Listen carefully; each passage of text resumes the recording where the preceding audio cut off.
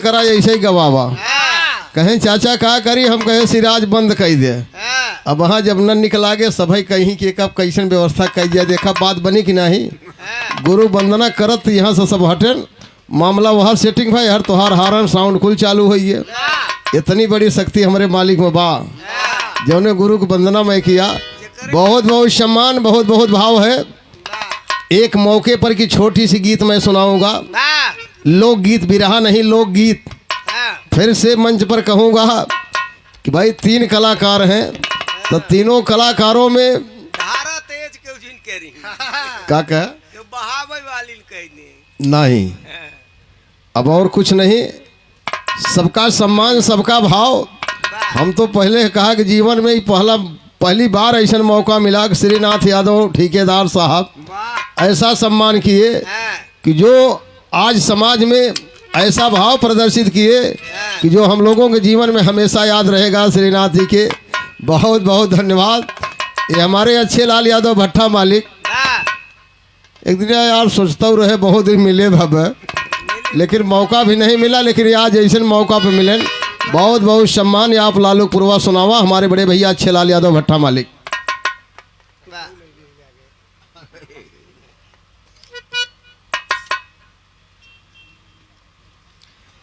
बहुत बहुत सम्मान। हमेशा मंच के माध्यम से एक छोटे मोटे गायक कलाकार को एक भाई की तरह आप सम्मान देते हैं। समाज के सम्मानित और हमारे बड़े भैया श्री अच्छे लाल यादव भट्टा मालिक लालू पुरवा सोनावा, आप 251 रुपये का पुरस्कार दिए। भट्टा मालिक भैया के बहुत बहुत प्रणाम, बहुत बहुत आशीर्वाद की प्रतीक्षा है। एक छोटी सी लोकगीत सुनाऊंगी, मौके पर कहाँ सुनाऊंगा, मौके पर का भाव है। लड़की चाहे राजा की हो चाहे प्रजा की, चाहे अमीर की हो चाहे गरीब की हो, लड़की माता पिता के सर का बोझ बनती है। कौने समय के लिए? यह जवन समय आज बाबूजी है। इतनी बड़ी दोपहरिया, इतना पुरवैया चलत रहे, लेकिन परिवार के लोग, नात, रिश्तेदार, संगी साथी सब बाबूजी आ रहे थे। यही 2 बजे हम ही घामन में आए।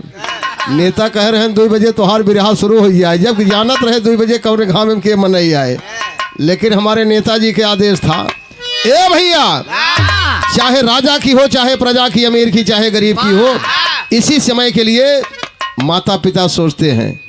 कहा भी गया है बरदंड बैल दंड दोनों एक बराबर होता है। अब तो बैल केहू के पास बाना है, लेकिन आषाढ़ में अगर 1 बैल बिछाई जाए, एक घरे रहे ओकर जोड़ा लगावे में किसान जानत रहा कितने मेहनत हो। जोड़ा लगावे बदे कितना टहरे पड़े।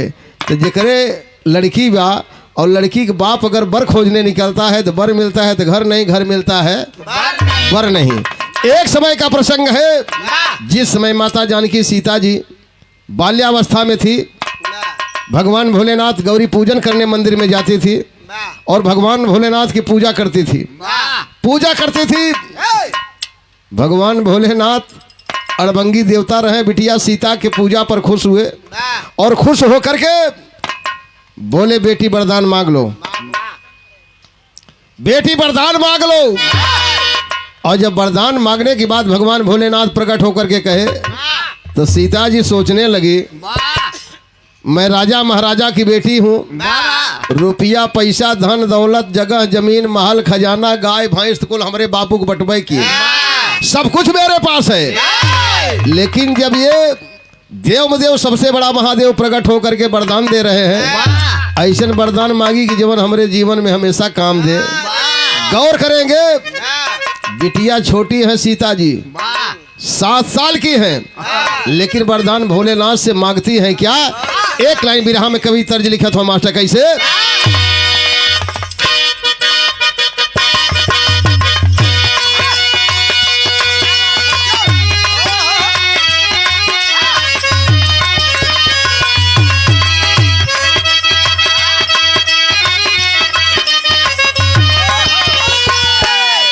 ए भैया, वह गीत लाइन हारमोनियम मास्टर बजा दिए। कहना बा कैसे कि हरे राम के भजनिया, वह राम के भजनिया, और जबले जिया तबले सिया राम के भजनिया।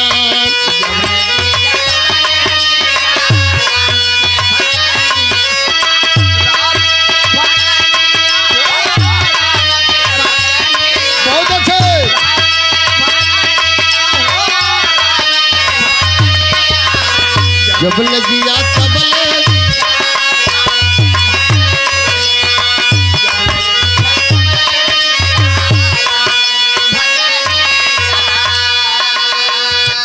ये छड़ी के आनंद के लिए भाव रहल। और कहीं कहीं यही गीतिया के गवैया लोग निर्गुणी भाव में गावत थे। का गावत थे? अरे ननद तोरी हाटिया, ननद तोरी हाटिया, ननद तोरी हाटिया, मछरी बिचाई रे ननद तोरी हाटिया।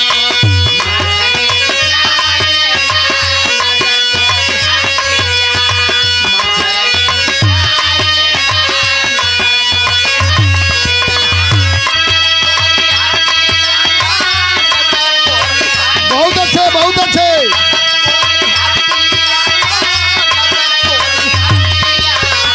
मछरी बिचाए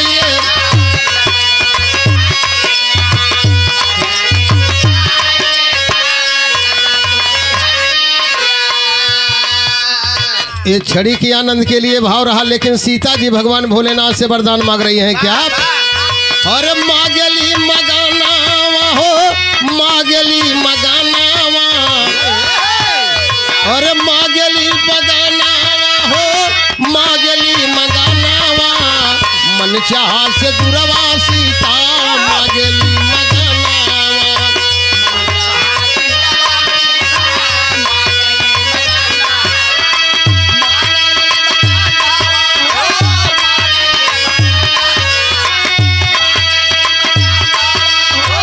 मांगली मगानावा, मन चाहा से दुरवा सीता।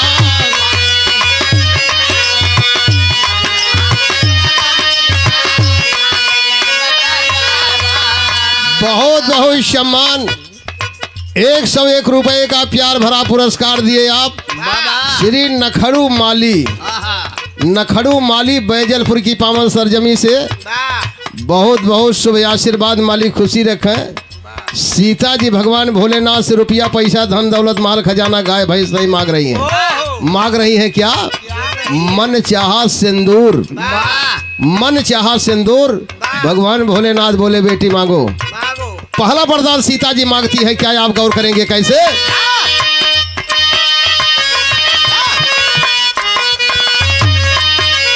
अरे नाम मेरा सीता जिसमें सिर्फ 2 अक्षर आवाज।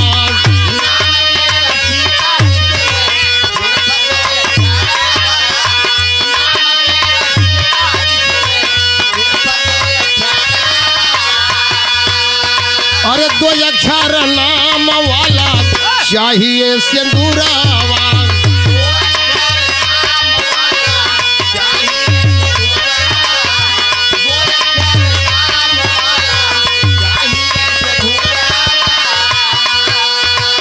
ए भैया, यह नहीं कि मैं गा रहा हूं और आप लोग सुने सुने के बाद गुने धुने। इसी भाव पर अवकाश प्राप्त रिटायर्ड दरोगा साहब, यही आप चंदौकी बनवीरपुर से आप 101 रुपए का आशीर्वाद दिए। बहुत बहुत दरोगा साहब के प्रणाम, बहुत बहुत आशीर्वाद की चाह हो।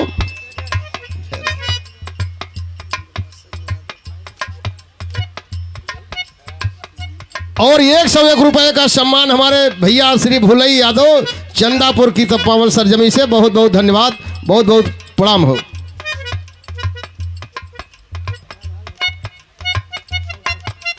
बहुत बहुत सम्मान। आप देखें, ये भाव होना चाहिए जिस मंगली गीत को मैं गा रहा हूं, उस गीत के भाव पर ये 500 रुपए का प्यार भरा पुरस्कार जौने बिटिया के मंगली कार्यक्रम में मैं गा रहा हूं।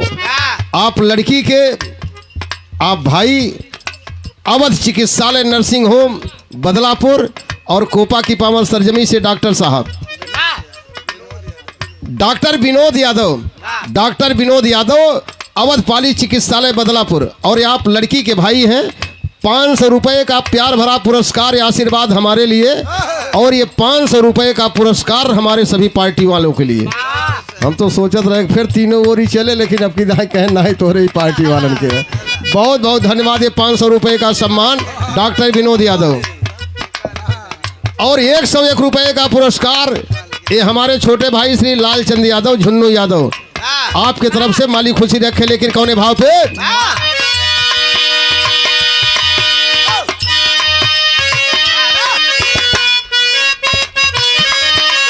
हर नाम मेरा सीता जिसमें सिर्फ 2 अक्षर आवा।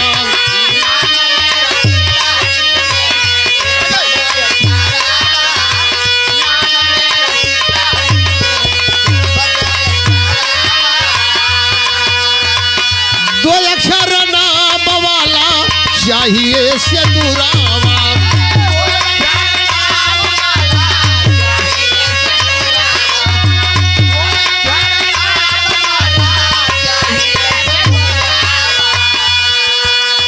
अरे चाही सुहाग नहीं चाहिए न धनावा।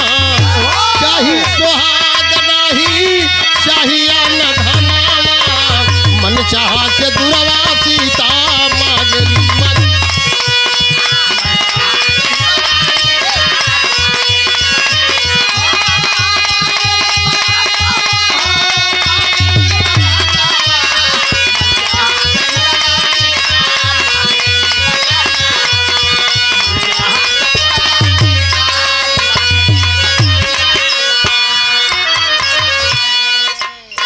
आप देखें हाँ 101 रुपए का प्यार भरा पुरस्कार हाँ गुड्डू यादव अटौली, गुड्डू यादव अटौली की पावन सरजमी से, और 101 रुपए का प्यार भरा पुरस्कार कृष्णा पैथोलॉजी सेंटर सरकारी अस्पताल बदलापुर नहर के किनारे, हाँ ये हमारे पुत्र डॉक्टर धर्मेंद्र यादव हाँ आप मेढ़ा की पावन सरजमी से 101 रुपए का प्यार भरा पुरस्कार, बहुत बहुत धन्यवाद।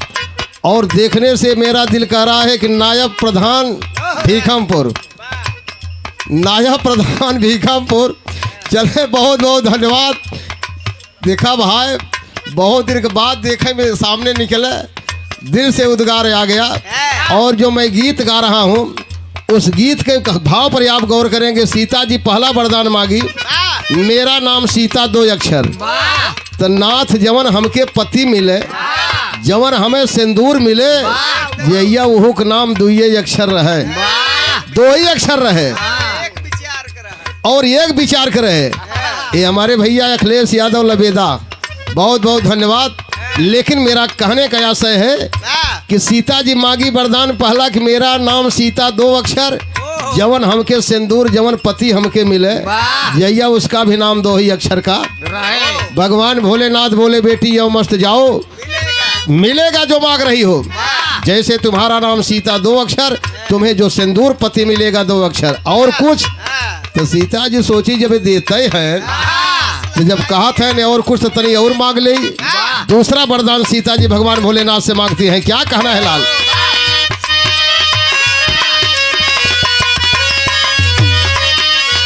और जननी हमार माता सुनैना कहाला।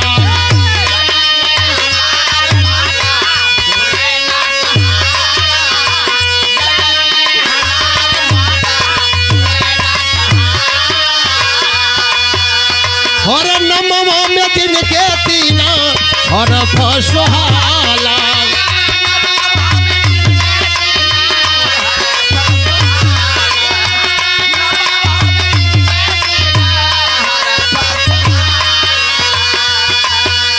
और सासु मिल वैसे जैसे 3 बार नामावा। सासु मिल वैसे जैसे 3 बार नामावा। मन चाह से दुरवा सीता मांगली मजनवा।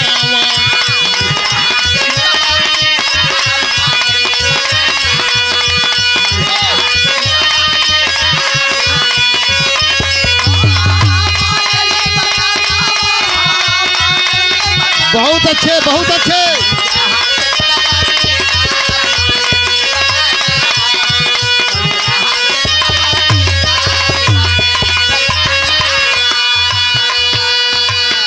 बिरहा सुनने वाले हमारे भैया लोग बाबू लोग, दूसरा वरदान सीता जी मांगी कि हमारे माई के नाम सुनैना 3 अक्षर। तो जवन हमके सास मिले एकदम माई की वह हमारे माई की नाई मिले, अजहिया ओकर नाम तीन अक्षर रहे। वाह बहुत दिन के बाद अपने लोगों को देखने को मिल रहा है। ओहो ऐसा भाव लालता प्रसाद यादव प्रिंसिपल साहब और हमारे अरविंद यादव प्रधान सही लिखा। वाह अब बद्री नेता सोचत हैं कि राम अभिलाष भुलाए गए हैं रामगंज। केवल रामगंज नहर किनारे एक ही नेता, वह हमारे पीडीए के साथी। बहुत बहुत धन्यवाद है आप लोगों का भी, लेकिन हमारे गीत का भी आनंद आप लेंगे। तीसरा वरदान सीता जी यही मांगी, मेरी माँ का नाम सुनैना तीन अक्षर, तो जवन हमके सास मिले हमारे माई की नाम मिले, और वो का नाम तीन अक्षर रहे। वाह भगवान भोलेनाथ बोले यो मस्त बेटी जाओ, मिलेगा मिलेगा वही मिलेगा और कुछ। तो फिर सीता जी सोचे लागिन कि जब और कुछ देते हैं तो ले में हमका का भा। तीसरा वरदान सीता जी मांग रही है। क्या मांग रही है?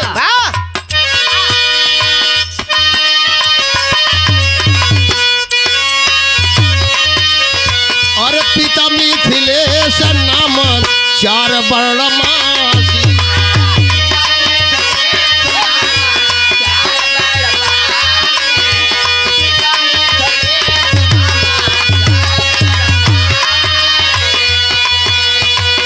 धरती सराह जेके कबयोर काशी,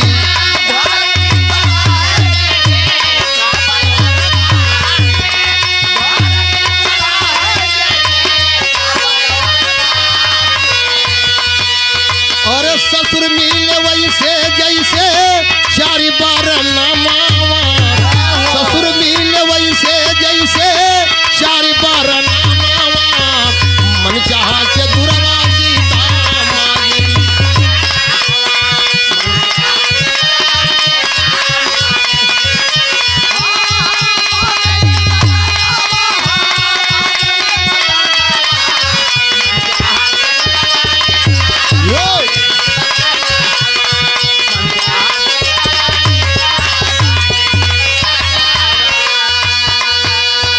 सीता जी तीसरा वरदान मांगी, मेरे पिता का नाम मिथिलेश चार अक्षर, जवन हमके ससुर मिले एकदम बाबू की नाई मिले, और हमारे बाबू का नाम चार अक्षर, तो जहिया हमारे ससुर का नाम भी चार अक्षर का रहे। भगवान भोलेनाथ बोले बेटी यो मस्त जाओ, जो मांग रही वो ही मिलेगा और कुछ। जब और कुछ का नाम लेती है तो भगवान भोलेनाथ कहे बेटी मांगो। सीता जी अब चौथा वरदान मांगत है। क्या मांग रही है? बहुत बहुत धन्यवाद। दूर से दिखात रहे, लगा दिखाई दिए भाई, लागत है कि भाई फिट है। बहुत बहुत धन्यवाद।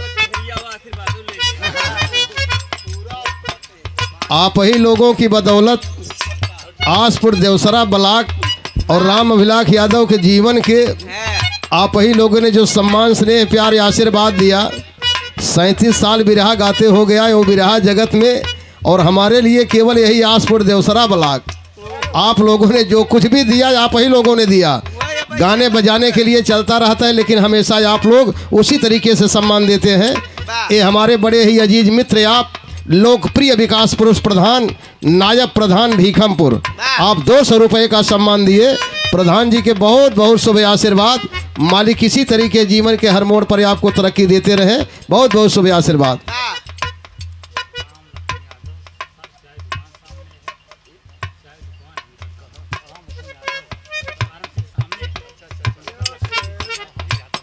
बहुत बहुत धन्यवाद। 101 रुपये का सम्मान आप किए श्री राम लखन यादव, श्री राम लखन यादव, जहां हमारे भैया रामचंद्र यादव की आराम मशीन की दुकान है और सामने इनकी चाय की दुकान है। 101 रुपये का सम्मान दिए। बहुत बहुत प्रणाम, बहुत बहुत आशीर्वाद की चाह हो। लेकिन सीता जी वरदान भगवान भोलेनाथ से मांग रही है। क्या मांग रही है?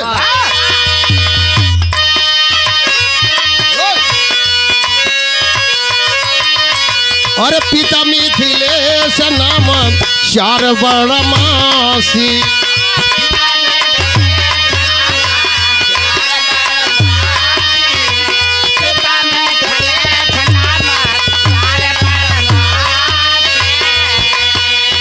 और धरती सराह जेके कबयोर काशी,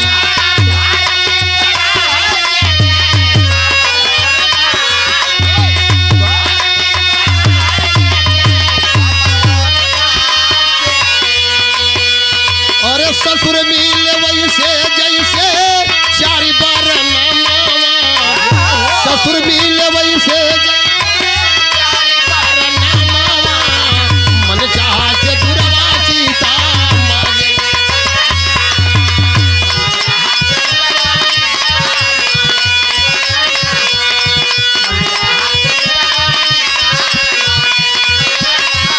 अरे मांगली मदाना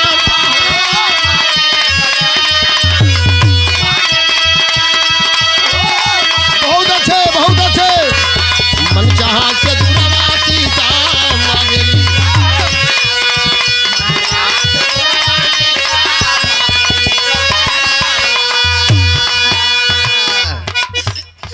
₹101 का पुरस्कार वाह समाज के सम्मानित हमारे बड़े भैया श्री विधान चंद यादव सलेखन पट्टी बटाऊ वीर की पावन सरजमी से वाह और ₹101 का पुरस्कार हमारे बहुत ही शुभचिंतक बचपन से आप श्री अखिलेश यादव लबेदा की पावन सरजमी से ₹101 का पुरस्कार और ₹201 का प्यार भरा आशीर्वाद वाह समाज के सम्मानित आदर्श समाज के एक पितामह और हम सबके मार्गदर्शक वाह लालता प्रसाद यादव पूर्व प्रधान अवकाश प्राप्त या प्रिंसिपल यही कोपा की पावन सरजमी से वाह जिन लोगों का स्नेह प्यार या आशीर्वाद बचपन से हमारे ऊपर रहा आप ₹200 का प्यार भरा आशीर्वाद दिए आप पूर्व प्रधान अवकाश प्राप्त प्रिंसिपल साहब आप लालता प्रसाद यादव कोपा की पावन सरजमी से बहुत बहुत प्रणाम बहुत बहुत आशीर्वाद की चाहो। वाह वाह चौथा वरदान ये रहा ओहो मेरे पिता का नाम मिथिलेश 4 अक्षर वाह जवन हमके ससुर मिले हमारे पिताजी की नाम मिले नाम भी 4 अक्षर का रहे वाह। भगवान भोलेनाथ बोले बेटी यो मस्त जाओ जो मांग रही हो वही मिलेगा और कुछ जब और कुछ का नाम भगवान भोलेनाथ लिए सीता जी चौथा वरदान मांगती है क्या मांगती है लाल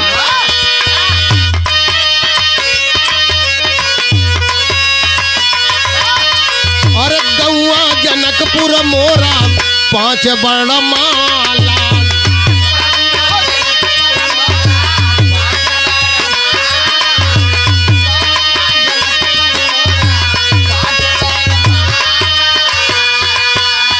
और मिले ससुराल वैसे इच्छा बाकी पाला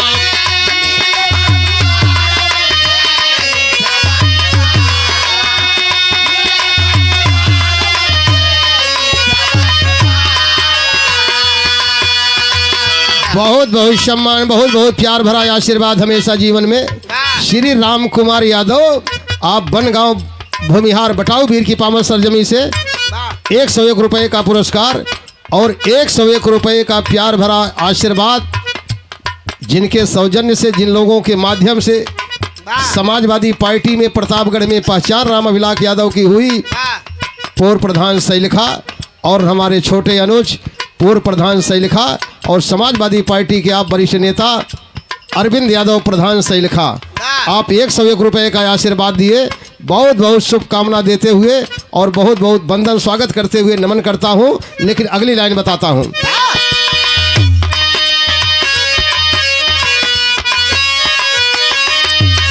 अरे गौआ जनकपुर मोरा 5 बड़ माला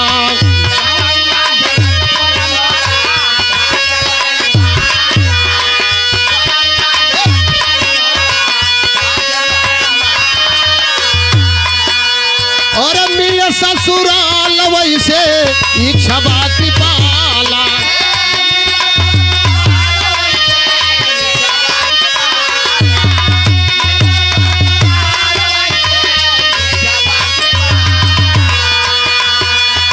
और जहाँ के धरतिया और जहाँ के धरतिया सा रहती भवानावा जहाँ के मन चाहा से दुर्वा सीता मांगली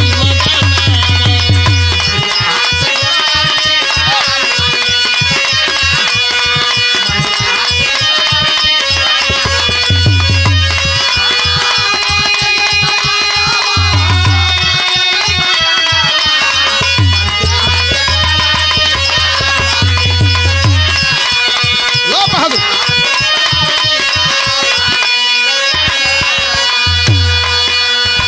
बहुत बहुत सम्मान 101 रुपए का प्यार भरा पुरस्कार।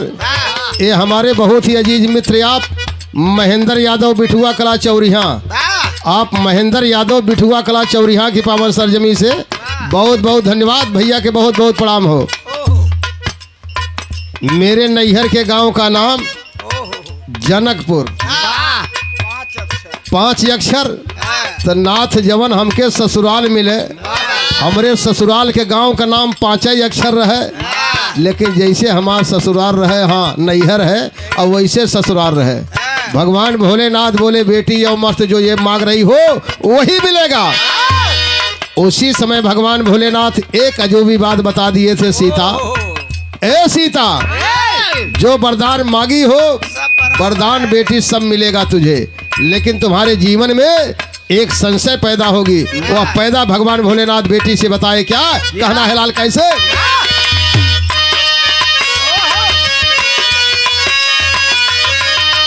और कहे ये वो मस्त ताबत भोले सुखरासी,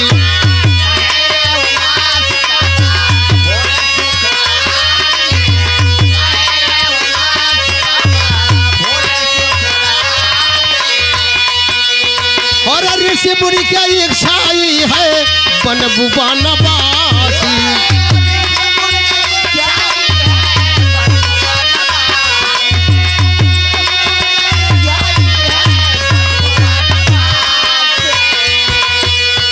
और गौआ अरे गावे ल महिमा जे करी बेदवा पुराना, गावे ल महिमा जे करी बेदवा पुराना, मन चाह के दुरवा सीता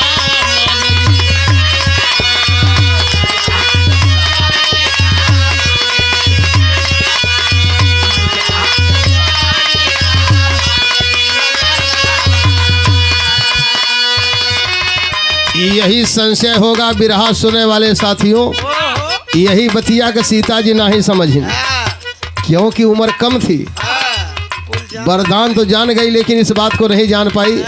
लेकिन भगवान भोलेनाथ से कहीं लेके बतावे कि हमका जीवन मांगी अब मिलेगा क्या, हमें क्या हमें मिलेगा।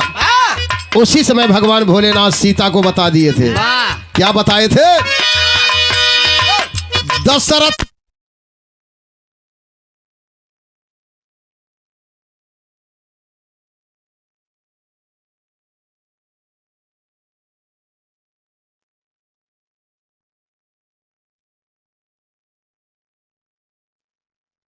भगवान भोलेनाथ सीता जी को उसी समय बता दिए।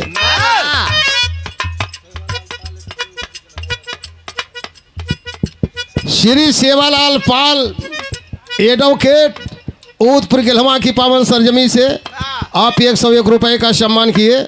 वकील साहब के बहुत बहुत प्रणाम, बहुत बहुत आशीर्वाद की चाह हो। लेकिन वही लाइन है, क्या लाइन है,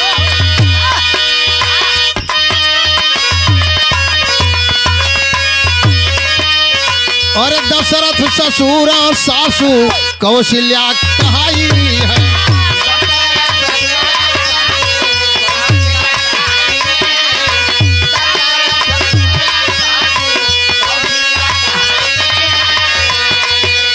और सर्वव्यापी राम तोहरी मगिया सजाई है, सर्वव्यापी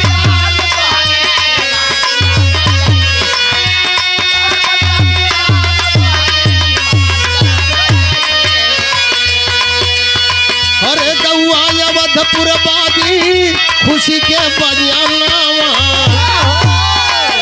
गौआ अवधपुरबादी खुशी के बजाना, मन चाहा से दुरवा सीता मांगली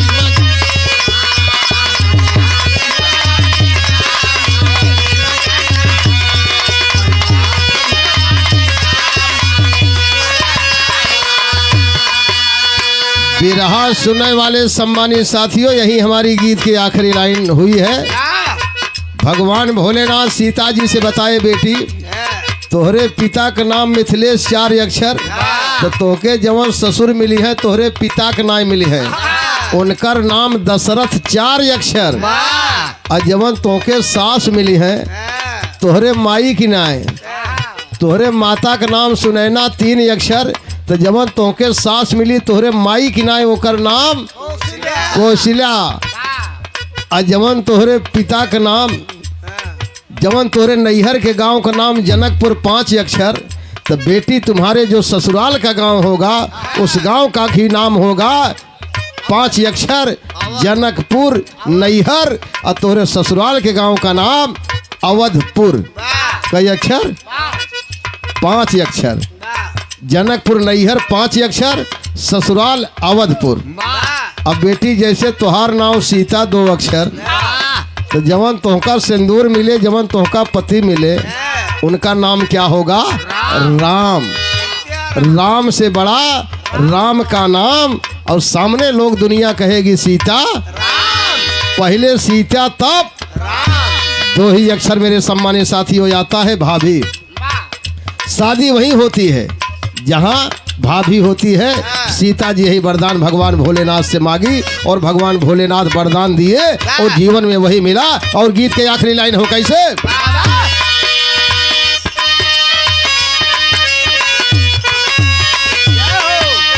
और रचि गए बिहारी पतु जय मंगल राम धारे।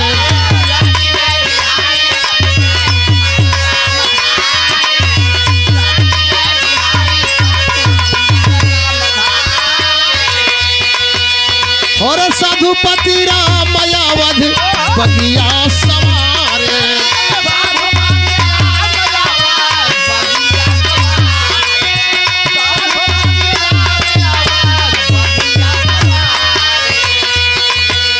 और यादो अभिलाख धरे सदगुरु चरणवा। कहे यादो अभिलाख गहे वह सदगुरु चरणवा। अमन चाह से दुरवा सीता मांगली मगा।